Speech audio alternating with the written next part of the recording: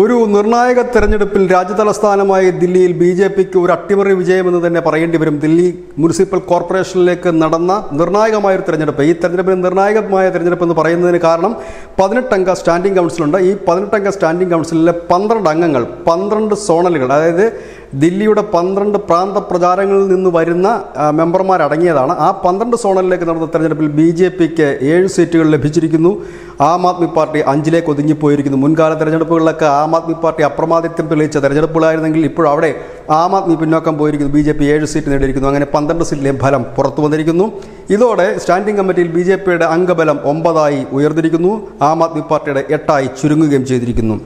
ഏതായാലും ലോക്സഭാ തെരഞ്ഞെടുപ്പിൽ വലിയ വിജയമായിരുന്നു ദില്ലിയിൽ ലഭിച്ചത്. അതിനുശേഷം നിയമസഭയിലേക്ക് പോകുന്നതിന് തൊട്ടു മുമ്പ് നടന്ന ഒരു മുനിസിപ്പൽ കോർപ്പറേഷൻ തെരഞ്ഞെടുപ്പാണ്. ഈ തെരഞ്ഞെടുപ്പിൽ കഴിഞ്ഞ തവണയൊക്കെ ആം ആദ്മിക്ക് വലിയ വിജയം സമ്മാനിച്ച ഇടങ്ങളിൽ പോലും ബി.ജെ.പിയെ ജയിപ്പിക്കുന്ന ഒരു കാഴ്ചയാണ് കാണാൻ കഴിഞ്ഞത്. ഏതായാലും ബി.ജെ.പിക്ക് ഒരു വലിയ വിജയം തന്നെയാണ് ദില്ലി കോർപ്പറേഷനിൽ ഉണ്ടായിരിക്കുന്നത്. 12-7. News desk news India Malayalam.